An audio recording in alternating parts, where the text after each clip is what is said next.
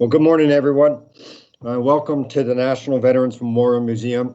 And we're coming to you from a variety of locations, but I'm coming to you from Columbus, Ohio. And we have a very special day today. I'm Lieutenant General Mike Farrader, and I'm the President and CEO of the National Veterans Memorial Museum. And that beautiful building behind me is how it looks today. And most days, our flags are at half-staff today. Today's a very, very special day.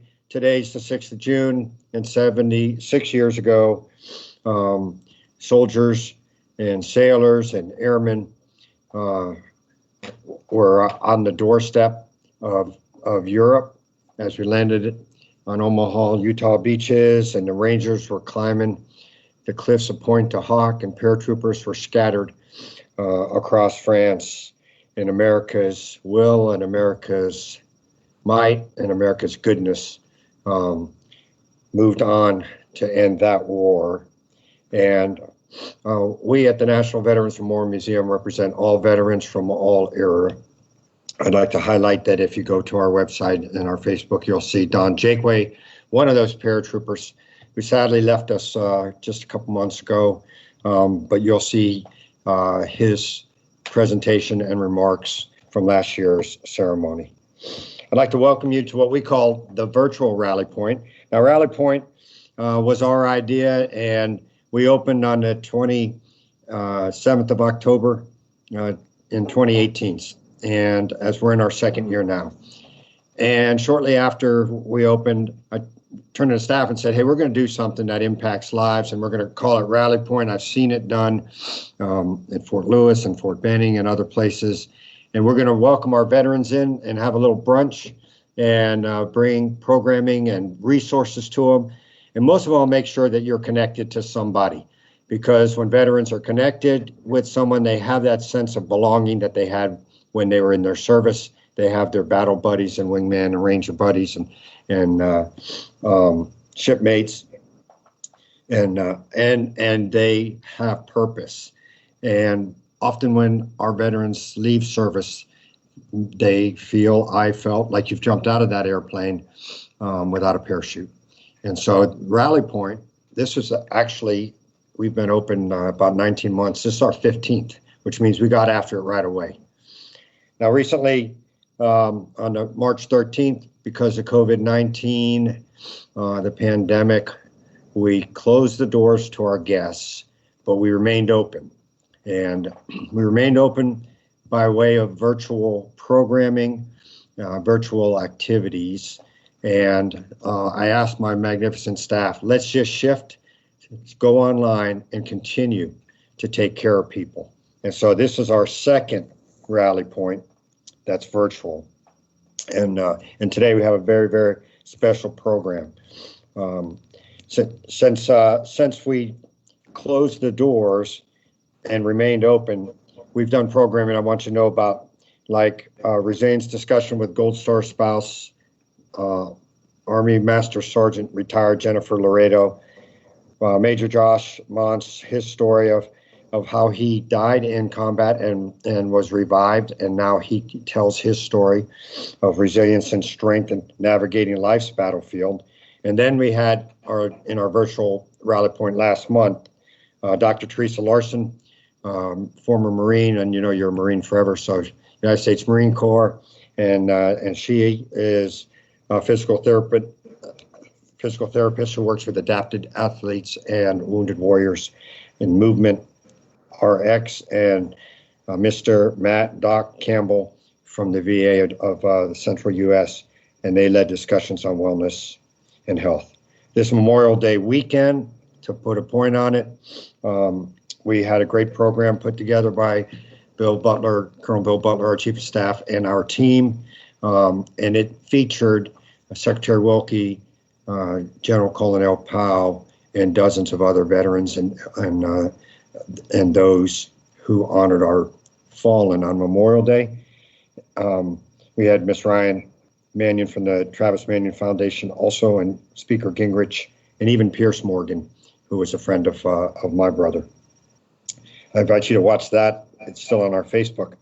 And then we did a walk and run 1 mile, 5K, and 10K, but it was a virtual one. Virtual not meaning you could sit on your couch and say I'm running, but virtual that we didn't come together at one place and step off. But in fact, we stepped off from 34 states, Afghanistan, Italy, and Germany and Japan, with 719 runners. And that was innovative and creative thoughts of Miss Kellen Burkett and Lauren Hayes and Candace Brady and the whole team to pull that together, and wonderfully supported by the locals. And so these are the kind of things that we have done. And what it did is it told us, as the National Veterans Memorial Museum, we can reach you. So wherever you are in the United States today or overseas, you have ability to ask questions of our guest today. Today we have a great program, and it's about veteran employment opportunities. Colonel Adam Rocke, Director of Hiring Our Heroes Foundation of the U.S. Chamber of Commerce, and great friend, great infantry warrior, Army Ranger, and friend to myself and to Colonel Bill Butler and many others. And joining us, a special guest, Major General Paulette Risher, who I met about 2 years ago. She comes to us from Still Serving Veterans, a wonderful organization that finds itself in parts of Alabama. But I wanted to really widen our aperture on the opportunities and present these inspirational leaders to our audience today.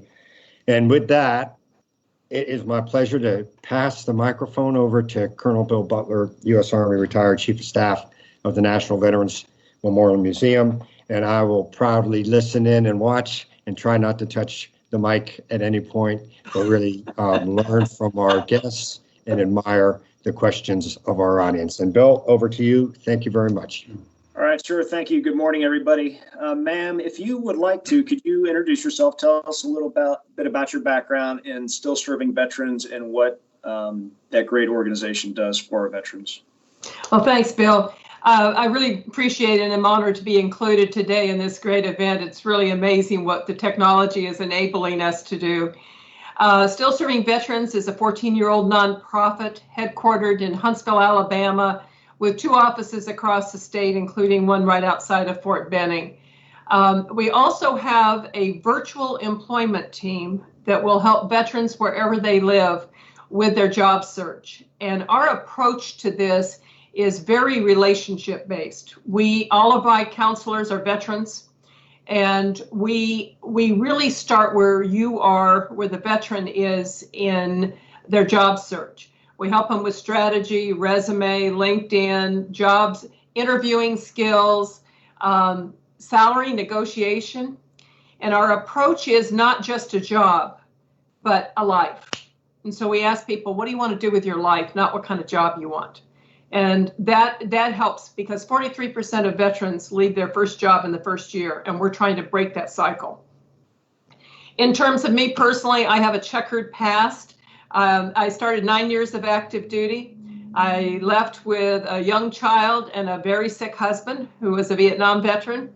I was lucky and found a reserve home, went from captain to brigadier general in the reserves in the civil affairs community. So speaking the language between the military and the civilian is my space. I am too military to be a good civilian and too civilian to be a good military, but that's another subject. And we have, my civilian job hunt was just miserable. My initial transition, I was as lost, and there were no programs. There was no Soldier for Life. There was none of that. And so you walked out, and eventually I was able to find a position with the United States Air Force as a civilian, temporary clerk typist GS5 with a master's degree. But I worked for the Air Force for 17 years and retired as a psychologist for them. And after 9/11, I went back on active duty as the president of the Joint Special Operations University. So I retired from both jobs in 2006, worked for a small business, worked for Booz Allen Hamilton, and eventually came to Still Serving Veterans about 7 years ago now as the programs director. And a year ago, I took over as the president. So I've been unemployed, miserably employed, I've gone through the same thing that our clients go through. And so I have great empathy for this. And it's not this, I have had a blessed life, but not just this, gift, life where everything, all the pieces fit together. So I have a lot of empathy for that. So thank you. Great, thank you, ma'am. Adam, can you provide the same thing, a little bit about your background and what the U.S. Chamber is doing through the Hiring Our Heroes Foundation? I sure can, Bill. Thanks. Again, as the General stated, it is an honor to be here. It's an honor to rally with both Bill and General Farragut again on the same objective. And ma'am, to meet you as well. I mean, I look at this panel. This is an esteemed Soldier for Life panel, right? All Army panel. So we're leading the way when it comes to military transition. So as Bill stated, I'm a retired colonel, over 30 years in the infantry. That is my background. My last assignment, though, was at the Pentagon running the Army Soldier for Life program, first for General Gray Odierno, then for General Milley, now the chairman. And that's where I really found my true passion, Bill, is to trying to continue to help veterans, transitioning service members, and military spouses find meaningful employment, which led me to almost where I'm at today. I transitioned about 2.5 years ago. I found my first opportunity. I'm grateful to them. I'm still very close with them today. A small IT company. I was the veteran advocate for them. They really helped me pave the way and think about what it is I really wanted to do. Then I led a small nonprofit for a large company for the last year with great impact in the IT field, but not as great as I wanted to. And then this opportunity to be a senior director here at Hiring Our Heroes Foundation, part of the U.S. Chamber of Commerce Foundation, opened up with my good friend and president, Eric Eversole. I jumped on this opportunity, not only to keep me and my family here in Northern Virginia, but it really gave me an opportunity to impact much greater, more lives than I'd ever had before. So it's an honor to be here. So what the U.S. Chamber of Commerce Hiring Our Heroes Foundation does, we are one of the workforce development programs under the U.S. Chamber of Commerce Foundation. Okay? But our workforce development program is military-centric, as you know. We help those transitioning service members, those veterans, and those military spouses find meaningful employment through grassroots connection. It all is back in those communities, like where General Risher was at, and that's where they want to live, and we make that connection. And we do that through various means, which we'll get into today. But again, thank you very much for having me today. Okay, great. Thank you. So we've got our first Facebook Live question and statement from Mark, who says, we've closed the gap for unemployed veterans relative to the general population. However, in my opinion, we still have a challenge with underemployed veterans. In either of your opinions, how can we close that gap? Ma'am, if you could start. Well, Mark's exactly right. There's a recent research study that says that 30% of veterans are objectively underemployed. And that was a ZipRecruiter Call of Duty endowment study that was done. And that compares to about 15% in the civilian market. So twice as many veterans are objectively underemployed. And part of that is our inability to tell our story well. We just don't do it very well. And that's where I think we're getting better. There are more community resources. Certainly the programs from the Chamber of Commerce is that way. There are a lot of programs that are designed to help people tell their story, and also to understand that their skills is not their MOS. You have a lot of life skills, and it's not your AFSC or your job series or whatever that service nomenclature is that you have to think in terms of skills, not job titles. And it takes a while. It is not a quick one. And I think that Adam and I both had that experience where it takes you a while to find a place that you feel comfortable and you are really your skills are being used. So Mark's question is exactly right. Thank you. Adam, do you have anything to add? So I mean, she's spot on. Listen, underemployment is a trend not only for the veterans, the military spouses particularly. They're very well educated, they have tremendous skills. Our inability to tell our story, which is what drove me to come to a national level nonprofit to try and help be a voice to advocate for our veterans. And now, we have tremendous hard skills. We learned that in the military. We have an MOS, an occupational skill set. An infantryman, though, is hard to define on a resume, as you know. It's hard to tell somebody, you want to come in and they want to think I want to hire a sniper, but no, that's not necessarily what I want to do. I have other attributes, and so putting that on paper is often hard. So organizations like General Risher's and ours that can help advocate, but help those veterans define, those skills better, to articulate that on their resumes, help them with their networking skills, their elevator pitch, to just get them in the door so they can sell themselves. That's exactly what we're all trying to do. And I think we're making a difference. Great, thank you.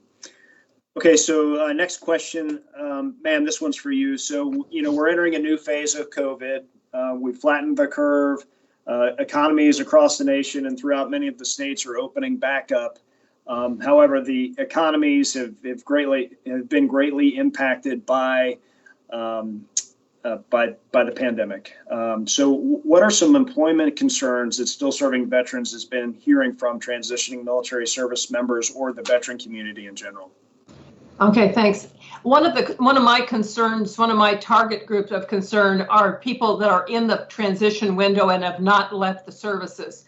All of the services have recently established programs to allow people to defer their retirements or extend their ETS or end of their time in service. They're not welcoming that, but they are permitting that. So if people are in that, because it's really hard to move to a new community, bring your family into schools that are closed. I mean, it is a very difficult time to be in transition. So my staff's belief is if you can remain on active duty for a little while, that's probably a prudent thing to do. So the transitioning military, it's always hard to transition, but this is a particularly hard window.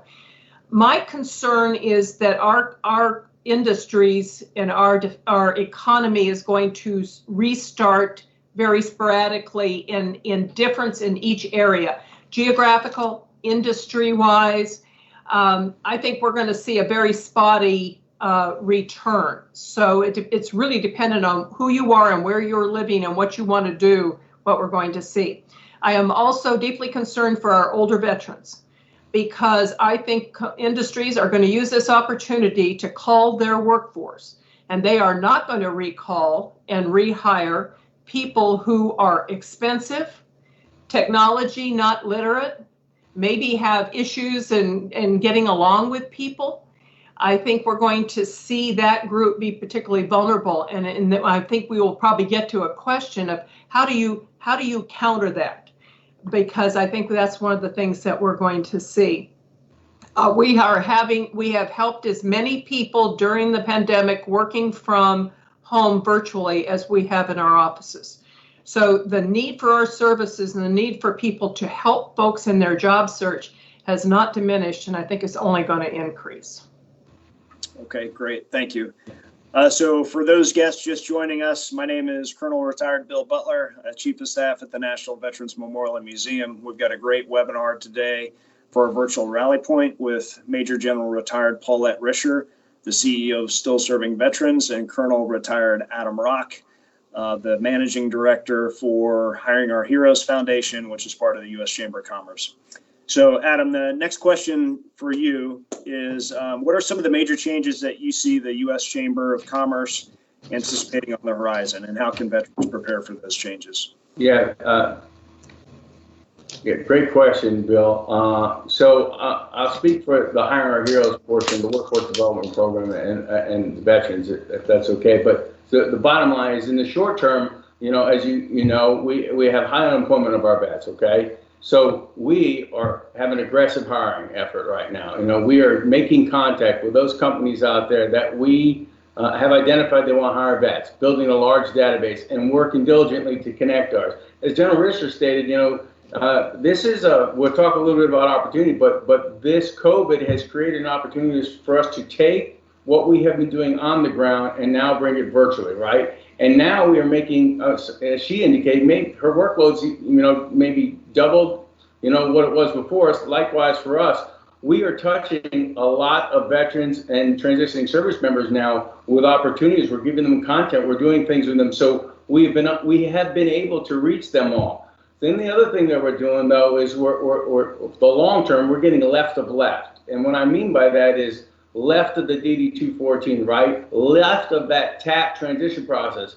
We want to reach our service members as they begin to come in and provide them information and make them better informed so that when they do transition, 3 years, 30 years, they are more prepared. They know the value of building a network. They know the value of a mentor, right? Personal, professional. They know the value of some of the industries, maybe the skill sets or credentials they should earn while they're in their service, so they are much more successful to land an opportunity immediately upon release from that service, whatever that would be. So we're getting left to left. You know, we are working with an organization called Our Community Salutes. You're probably familiar with it. You know, they do these celebrations of high school seniors who have enlisted into the service. So we're really trying to touch them almost at the point of entry, right after they raise their right hand, and, you know, and take an oath.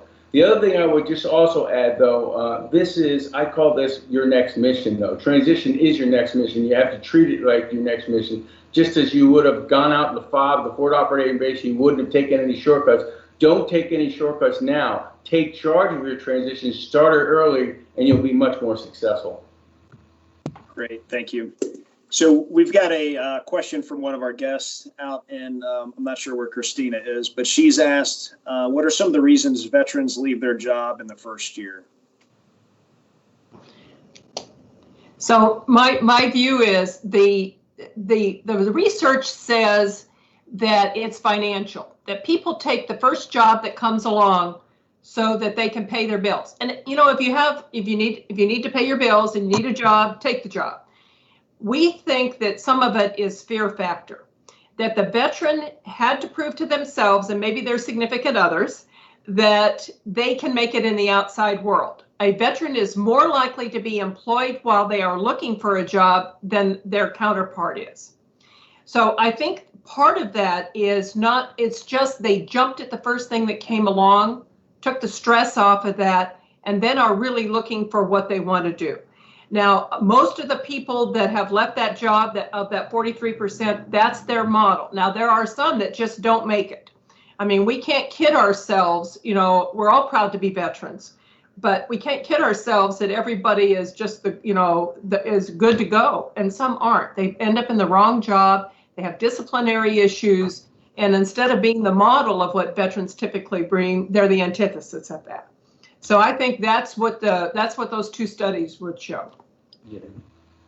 Bill, if I could just add one point, she's spot on, absolutely. You know, one of the other things that is culture. You know, we just don't know. We're just not. We're familiar with a different culture, right? And then when you get right side of the DD-214, you exit, you transition out. You probably just weren't prepared for that culture at that office right there. So assimilation is really important. I think that's just enough. Money is a factor, location's a factor, your skill set's a factor, pathway to progression is a factor, but culture is a real indicator of why people leave. That's great. I found the same thing when I had my first job too, after retirement. So with, both of you have switched to virtual job fairs and expanded the reach and impact that you have with the veterans and military spouses and transitioning military. What are there any particular hiring trends in specific fields that are trending in a positive manner that veterans should consider, or do you have any clarification on that? Ma'am, I'll let you start. Adam, I was going to. Okay, I'm happy to, sure. Yeah. You know, the virtual career fairs, back to the point about what we're doing here. We're doing this virtually. We would love to have been, at the museum doing this in person, but it has changed. The dynamic has changed.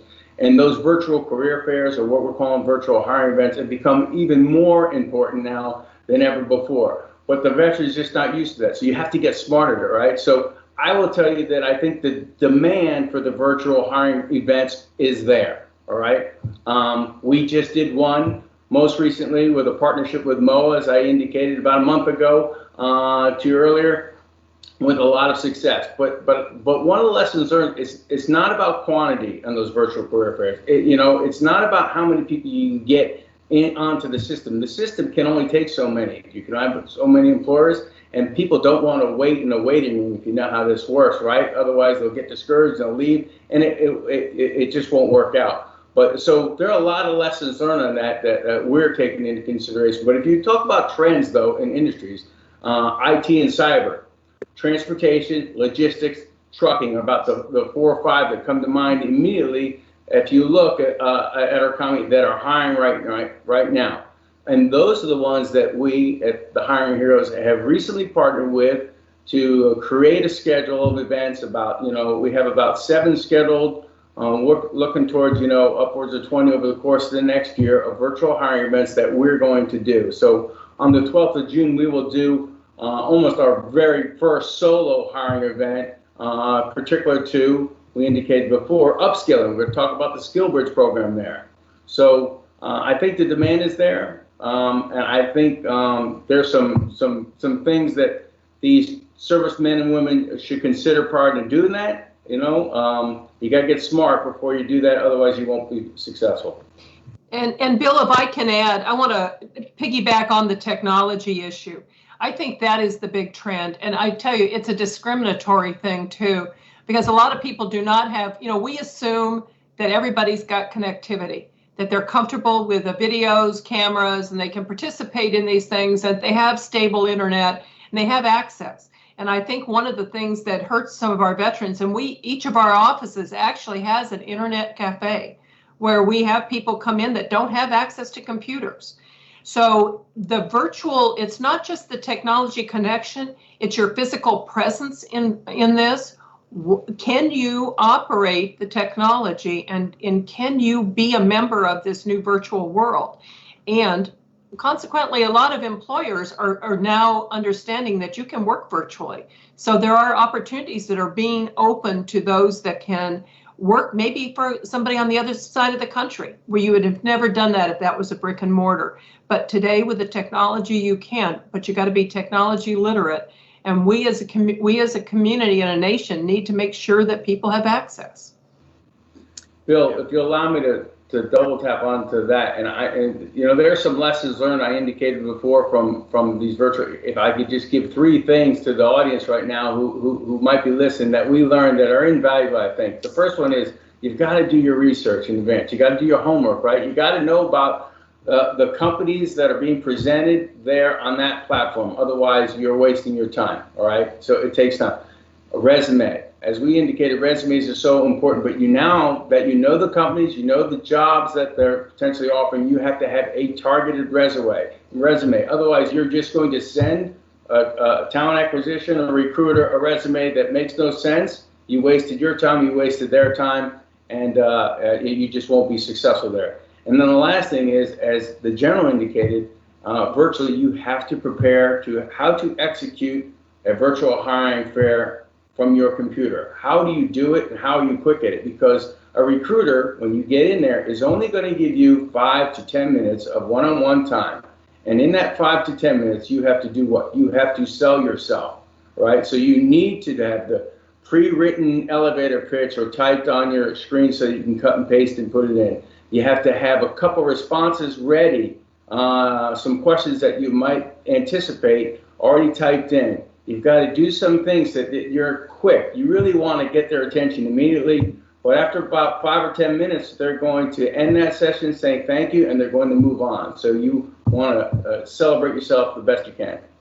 And Bill, let me add on one more to Adam's because he's got such a good point. I just made those 3 lists. Is that many of the companies are doing virtual interviews now too. So this same capability of being able to interface effectively with your technology is really important in your interviews. Don't be squinting down at your laptop and stumbling around. You have to look, you have to think this through and prepare. This is a mission. If you're going to get a job, it's a mission. So prepare for it. And that's part of this right now. That's great. Thank you. And then, ma'am, based on our conversation yesterday when we were doing our rehearsal, you had mentioned a couple of issues that you've seen veterans struggle with as they're transitioning and their online profile and prepping for, they got a great resume, they got a great LinkedIn account, but they've got some trials and tribulations in 2 areas. If you could share those with the audience, I think that'd be great. I think that one of this thing about being in this virtual world is you have a virtual presence, and 96% of employers look at your social media. We just filled a job here as our office manager. We had like 70 or 80 applications for it.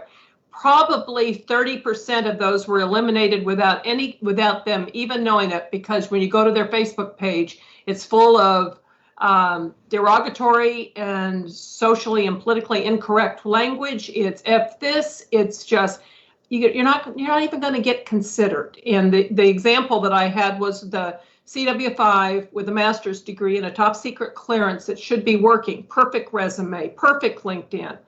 And when I went and I tried to figure out why he's not getting selected and hired, I went to his Facebook page, and it was terrible. It's the grumpy old man that has a whine about everything, and he was never going to be employed. I wouldn't even interview him. And so you can be eliminated from consideration without your even knowing it. So that virtual presence, it's your email address. Make sure, get rid of the military email address. Nobody wants to know sniper6@hotmail.com. They want something that looks like a person who has transitioned and is moving and is in the civilian workplace. So and no dates, because I don't know if that's the year you were born or the year you graduated from high school or college. So very nice. Make sure that your voicemail is cleared and that it's a mature voicemail and empty so people can leave a message for you. That virtual presence is becoming increasingly important. That's great. Thanks. Okay, so for the guests just joining us, my name is Colonel Retired Bill Butler, Chief of Staff at the National Veterans Memorial and Museum.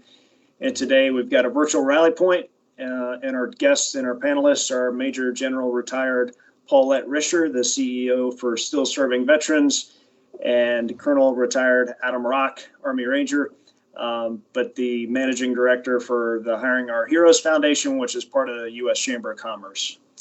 Okay, so next question. For those veterans still employed but are looking for maybe transition or a change into a new career opportunity, do you have any professional development advice for them?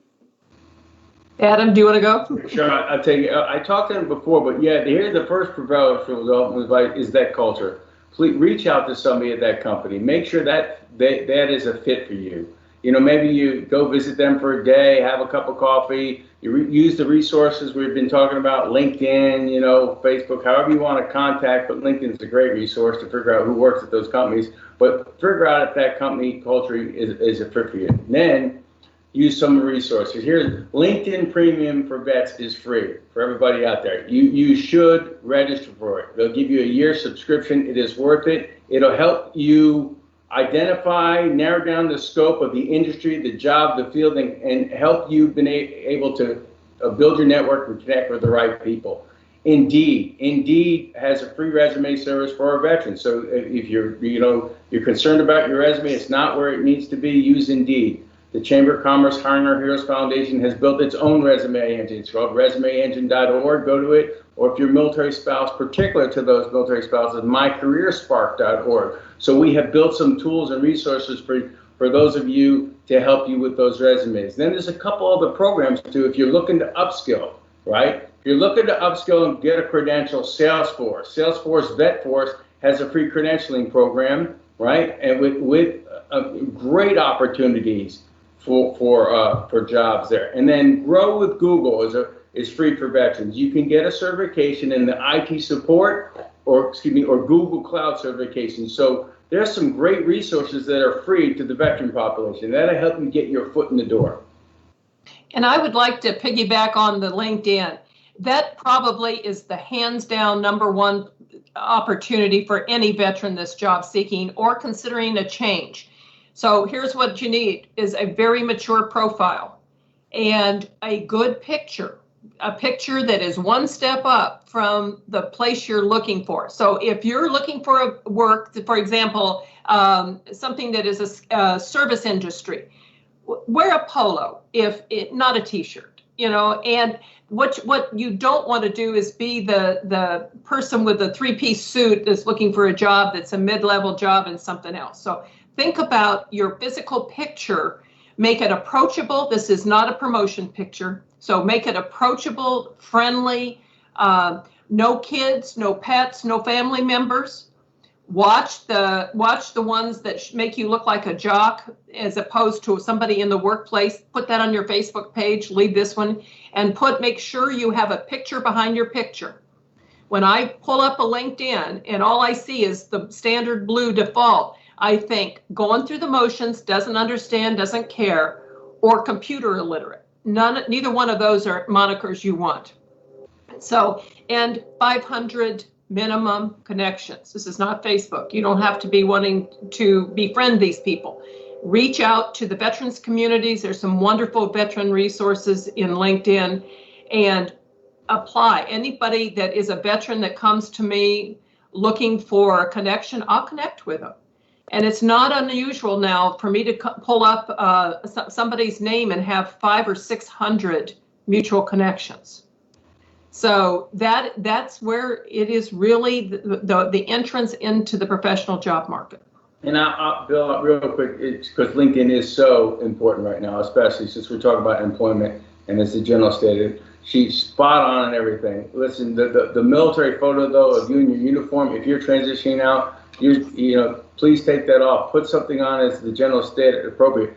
You want to tell the people that you're getting ready to get out and you're going to enter the civilian world and the civilian culture, and that's one of the things. The other technique that someone told me that is really works and is to send a personal note when you send somebody a connection. It gives you the add a note feature, especially in the premium, and just say, hey, ma'am, I saw you on this Facebook Live session right there. Appreciate the information. I'd really like to connect with you. All right. Or Adam, I saw you in a Zoom session or something like that. Or, hey, you and I are like-minded. I'd like to connect with you. Those types of small little notes go a long way and just really help personalize what you're trying to do to build your network. Right. That's good. Yeah, a number of people told me as I was going through my transition is dress for the job you want. And then even in the workplace, dress for the job you want, not necessarily the one that you're in. So I think all of those tips are great. Okay, so next question we've got is what opportunities present themselves to us in transition? If either of you could expand on that. I'm happy to jump right in, man, if you want. First of all, right now, in this environment, there is a tremendous opportunity to work remotely if you want to work remotely, right? There are a lot of jobs out there. I told you the industries that are hiring in person. The interview is probably going to be virtual, as indicated before, but you can work remote. I'm working remotely. With the U.S. Chamber shut down on the 13th of March, I haven't been to the city yet. And I've been in this office right here for the last 90 plus days, and it's going to continue. If you're a military spouse, now is an opportunity. Now is an opportunity that you haven't had in a long time, because as before, you are geographically isolated to an installation where you're a military spouse, where you're trying to find a job in and around that community right there. And that's where you might have been, overskilled and not been able to get that job, right?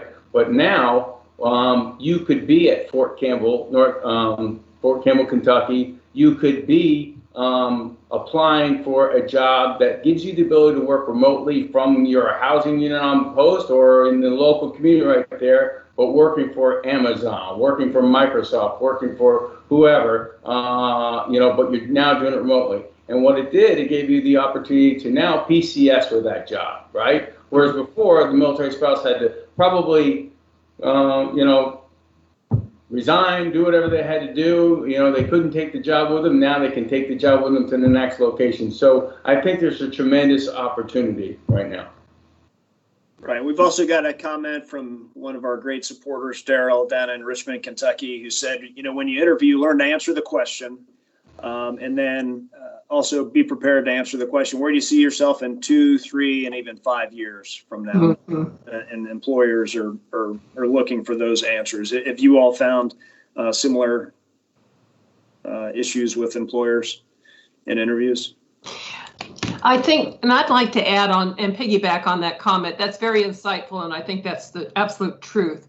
One of the concerns, and it's a stereotype, but there's also an element of truth in that, is that many civilian employers, especially those without connections to the military, believe that the military are strictly rule followers. They're automatons. We do what we're told to do, and that's all we do, and we don't know how to think independently and creatively. Now, those of us who spent a lot of time in the military know that's not true. After about E2, you have a great deal of freedom, a lot of freedom and a lot of responsibility. But we have to be able to communicate that we are both procedural and respect the procedures. And in this COVID-19 world, where in a lot of places, including where I am, there's still a lot of restrictions there. But we also know how to think independently and to do things and act that way. We need to find ways of telling that story that, yep, we understand the rules and sometimes they're very important, but there's also the ability to think creatively. And that's always bothered me as a stereotype. And you see that in research studies and in survey work. Right. Yeah, I've had so many people, civilians, now that I'm in a civilian environment where I'm not close to the military community, meeting our neighbors, and they've commented on, it must be easy, Bill. In the military, you just order people to do whatever it is you need to do. Well, nothing, as you all know, could be further from the truth. If your soldiers, your airmen, Marines, Coast Guardsmen are not inspired by you, they don't trust you, then they're not gonna believe in the mission, and they're not gonna support you. So that's very important. So if we've got very few opportunities to be employed in a particular field of choice that a veteran or a transitioning military member or spouse is looking for, do you have any advice on maybe making a pivot or a transition from, hey, I was a truck driver in the military, I don't want to be a truck driver as my civilian transition career? Do either of you have advice on how to make that transition and pivot? So I teach a workshop called Navigating the Transition Wilderness. And it's I teach it at Benning, and I've taught it here in Huntsville. And one of the things you'll see is people, if they're opened up to the idea that they don't have to do what they've always done. That's why when you see people forcing you into, well, you were an infantryman, so therefore you want to be a sniper, that's a stereotype. We have to be able to think about our skill set. And if you are a reader, I strongly recommend a book called Designing Your Life by Barnett and Evans. And it is a tremendously well-written book. And we do an exercise in there looking at alternative futures. We ask people, if you were going to do what you're going to do now, what would that job look like? If that were denied to you, what would be your option? And the final one is, if nobody laughed at you and money were no object, what would you do? And let people kind of open up. And that's where people respond. Oh my gosh, here's what I would do. Well, sometimes we find that you can combine those, and it gives you a broader view, that taking a deep breath and figuring out what are you going to do with your life, not just what kind of job you want, is really an important mindset change. Yeah, can I jump on that one just a tad bit, Bill? Because figuring out what you want to do next is absolutely critical, and figuring out sooner rather than later is best, because as you get closer to transition out, the last 30 days or so, then you're just probably going to take one of the first opportunities that you get, and you won't be happy. You'll change jobs. It won't be the right fit for you. But education is critical, and that's why organizations like hers and mine, and there's so many more out there, that your platform here, that want to help educate those servicemen and women who are transitioning, or even those vets out there, those military spouses, on the industries. You got to learn what the industry is all about. Let's take, for example, manufacturing. Not a lot of people, might not, when they think of manufacturing, they think of this big warehouse and they're standing there with big machines, right? But the reality is it's so much more than that, right? It's automated, it's computerized. You might even be able to work for a manufacturing company remotely from home, and they have all the other skills that you have. So you have to be willing to broaden your horizon. You have to be willing to get educated and understand what you want to do. And then when you decide what you want to do, you might not have the skill set, right? So now you have to upskill yourself, right? So the Army or the DOD has tremendous program, the DOD Skill Bridge Authority, right? The Army now calls it the Career Skills Program, but it allows the service member within their last 180 days of service to go to an apprenticeship program, an internship, a fellowship, right? On-the-job training, to now that they can upskill themselves. So if you wanted to be a truck driver and earn a CDL, you could now go through CDL school, 6-week course, while on active duty, right? Get your CDL license. And by the way, these organizations, there's such a shortage of truck drivers out there, they're getting jobs before they even get their certification. And they're landing it in geographically where they want to go and starting off at, 45, raising up to 75 in the first couple of years. I mean, that's a really nice standard of living if you want to be a truck driver. So you have to learn how to do that. There's so many great programs. We have one we'll talk about in a little bit, but you have to be educated. And I'd like to go back to that too, is that Adam mentioned left of left. I'd never heard that expression, but that time before you retire, don't wind yourself up too tight. I've seen people at a year out that I don't have a job in hand and I'm a year out. Well, you're not going to. There's a hiring window, and it depends on the industry, but 90 days out, you might have a job in hand if you're very lucky. So use that time to explore your options and to broaden your horizon about what you're considering about. But don't get so emotionally tied up in not having a job in hand, because there is a timeline for everything. There is a time. That's right. We've got a couple of comments in our Facebook feed about career coaches and resume writers. Do either of you have experience or recommendations one way or the other on whether or not those two things are important? So Adam, I'm just going to tell you that there are enough people in this country that will help you with your resume without charging you for it. And I had a colonel the other day that has spent $1,000 for having his help writing his resume, and it wasn't very good. I mean, and it wasn't helping him. He'd been unemployed for like 9 months, but he was reluctant to give up the resume because he had paid for it. And so, and I told him, I asked him, I said, well, how's that doing for you? You're still unemployed. Maybe you need to think about your resume.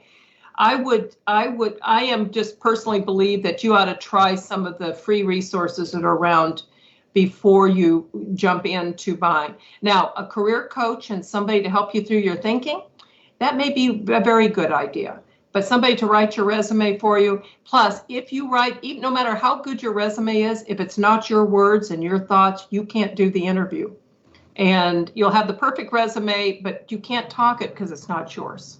Ma'am, you're spot on, and I'm in a violent agreement with you. That's why the resources that I have talked about are definitely free resources. That's why, you can get a superb resume free from some of those places. ResumeEngine.org, MyCareerSpark.org, Indeed will do it for free. They're out there. You should find the free one. Now back on the coaches, though, that you talked about and mentors. I think there's a distinction to the person who asked this question about a mentor and a coach, right? I think a coach is going to help you shape what it is that you want to do. They might have some expertise in resume writing, expertise in interviews and whatnot, but I think they're going to help you define what it is that you want to do. And then I think the mentor, though, might help narrow you down and get you in the door to an industry that you might want to go to, right? There's some great mentorship programs out there, American Corporate Partners, Betterati, whatnot. But there's great coaching organizations out there. Man, you guys might do coaching, but stand beside them. It's about life coaching. It's about coaching you through this process of transition. So it's not just one session; it's multiple sessions to help you define yourself, right? With resources along the way to get you to where you want to go. So I think there's two components of that. Then I would just add one more piece. I think as you transition, there's professional mentors and there's personal mentors.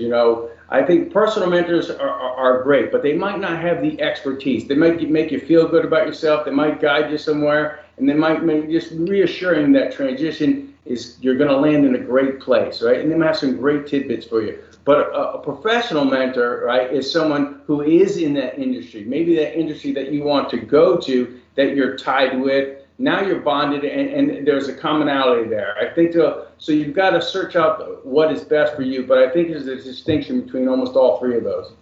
Mm-hmm. So General Ferreters posted a question into the chat, and he said he's learned that there are transitioning service members and transitioned service members. Do you have any guidance for those who are in the 5 to 7 years from transitioning. Right. All right, so I think the general's saying that you're still in the military, you're getting ready to transition, or you don't know. You're trying to decide, right, what you want to do. I think there is some ideas. First of all, a tremendous tool that the Army has, if you're a young recruit coming in, is called the PACE program, Partnership for Youth for Success. And that is one way that a young kid could get a mentor right away and guarantee themselves an internship. It's a very underutilized program, but it is really, really important though, because now this young person, the Adam Rocke, who enlisted at 18 years old, now has a mentor that's outside of the military, right? Then I think really what's important, sir, is that the culture in the military has changed.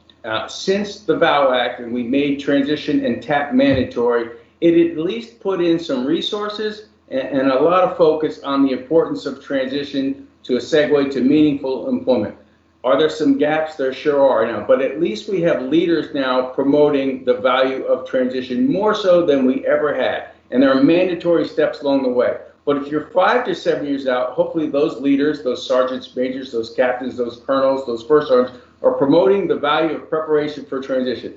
And you are seeing that, like the general stated, you're not being foolish on your Facebook because you know at some point you're going to get out and someone's going to look at that. You are building a LinkedIn profile because that is so important, vital, not only to your time in the service and building that network, but when you leave that service, right? Creating those mentors, keeping those connections, upskilling yourself with an additional credential. Maybe it's not one that the military needs, but it's a free one like Salesforce or PMP that that Syracuse University gives. There's just lots of ways for you to prepare yourself way early so that you're more prepared the last year or so when you get ready to transition.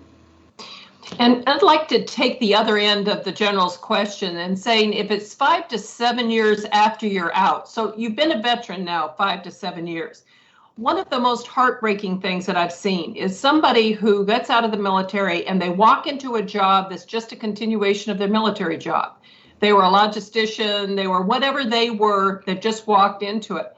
And at some point in time, somebody walks in with a cardboard box and says your contract's done, or something else has happened, that your job is gone. And they find themselves long time after they've made their military transition back on the street, maybe for the first time ever.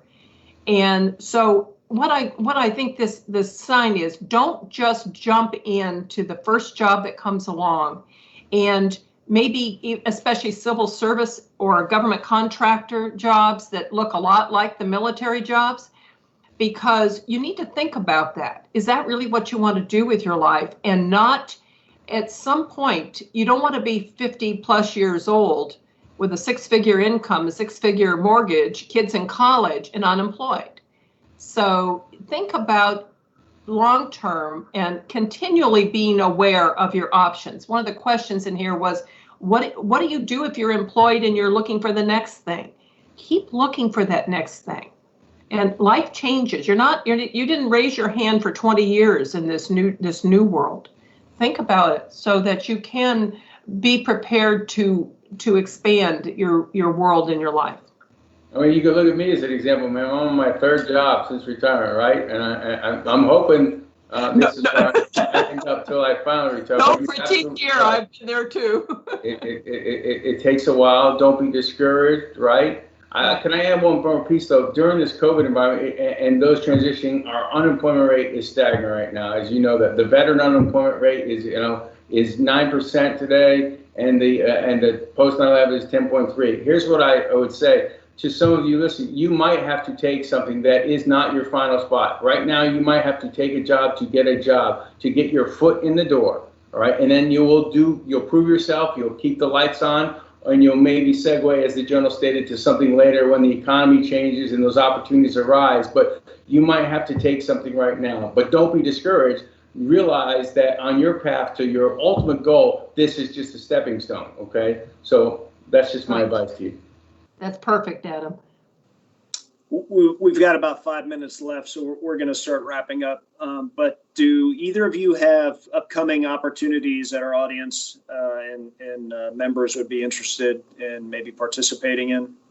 Go ahead, man. Adam, you go ahead. Okay, I got a couple. I want to really thank you very much, Bill, for letting me talk about some of the things. There are a lot of great programs. The General is fabulous, and all you're doing, man, is just incredible. And I look for synergies and collaboration in the future of both of our programs.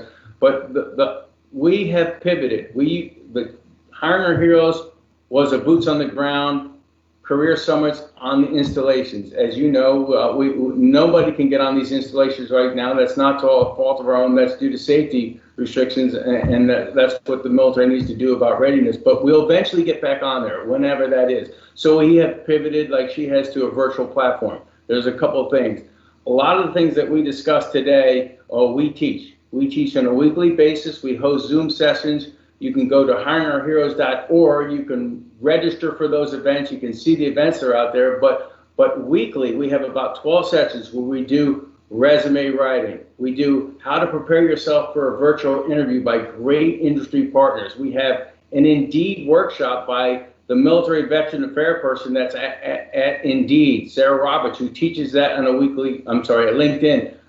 Teaches that on a weekly basis. And then Drew Dennis does Indeed on resume writing. So we have some content that is extremely relevant to the conversation we've had and maybe to your audience that is free. All I ask you to do is go register it, and you might see me, like Bill, hosting a session. So that's our virtual career committee. You talked about the virtual hiring fairs. We have pivoted to those. On the 12th, we have the Skill Bridge Career Skills Program. I got to put my glasses and notes on. Then on the 19th of June, based on the industries we talked about that are hiring, we're going to do an IT and cyber focus. The 24th of June, transportation and logistics, and then again on the 24th of July, IT and cyber. That's on our website. And you can go there and you can register. And those companies that are hiring, we're only bringing companies that are hiring. Do your preparation, do your prep work, watch our career classes ahead of time, and take yourself to those career fairs. Two other quick programs, and I'll shush up, is the Corporate Fellowship Program. And this is really what's important. It's in line with the Skill Bridge Authority. It allows that service member to go to a fellowship. We've got over 200 tremendous companies that we have partnered with around the U.S. that have seen the value of the military talent. You apply online at our website. There's a process to go through it, obviously, like an essay in your resume, and then an interview process. We hope to mirror you up with the right company, right? But we've had a 92% offer rate at the completion of those fellowships, with about just about a $93,000 mean average for these fellowships. Last year alone, we've had over 860 fellows go through it. This year, we're already up to about the same number, and we haven't even begun cohort number 3, which begins in August. So cohort 3 is available if you want to apply. Tremendous success for this program right here, and great. The same for our military spouses, though. Military spouses, there's a paid internship, because obviously military spouses, they need to get paid. They get paid about $15 an hour or whatnot. But that's a 6-week program with a lot of success just as well. I think 85% success offer rate and a $65,000 mean average. So those two programs are available to your audience. Please go online, and we'd appreciate it. Thanks, Bill. Thank you. So, Bill, from our perspective, simply visit ssv.sierra-victor.org and just ask for career help, and free of charge, one-on-one. It's really the complement to what Adam is doing. So it is really the one-on-one piece of this, and we would be honored to help you with your job search. Or if you're an employer looking for specific people, please come to us, and we will do everything we can to be the match.com on that. All right. Thank you both very much. So this concludes our June virtual rally point number 2 since the pandemic. And I'd like to thank both of our panelists, Major General retired Paulette Risher and Colonel retired Adam Rocke, for sharing their lessons learned and what both of their great organizations are doing to support veterans, to support transitioning military members, and to support military spouses. Thank you both for your service, and more importantly, thank you for your continued service, taking care of our veterans and our veteran community. So this concludes our virtual rally point, but we got a couple of announcements on some upcoming events that I'd like to make sure everybody is aware of. This Monday, June 8th, from 10 to 4 p.m. here in the Franklin County room of the National Veterans Memorial and Museum, we're hosting a Red Cross blood drive.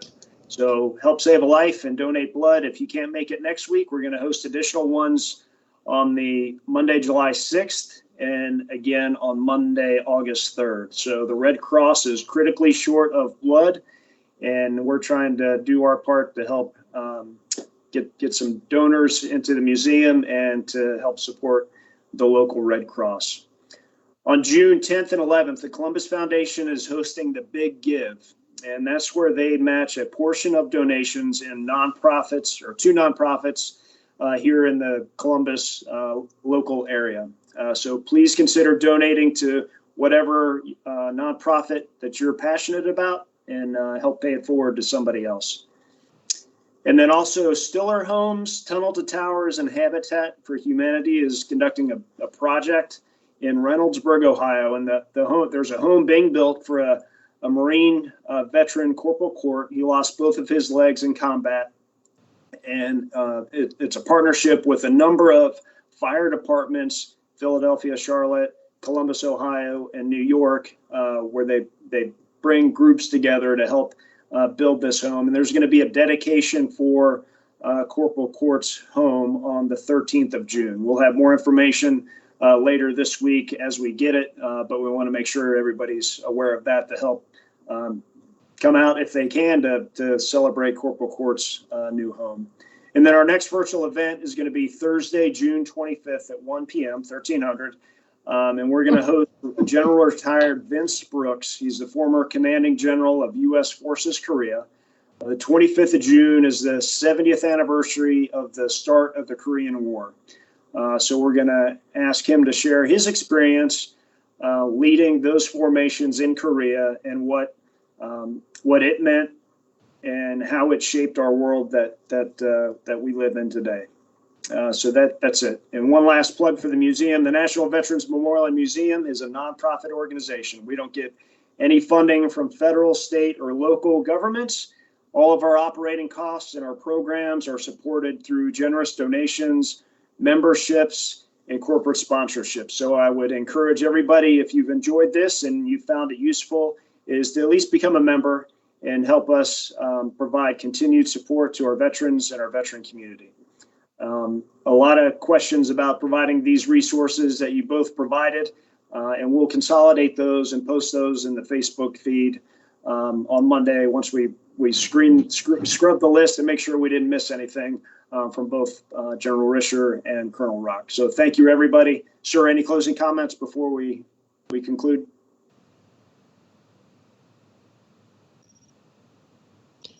If we could do a standing ovation virtually across the country, that's happening at this time.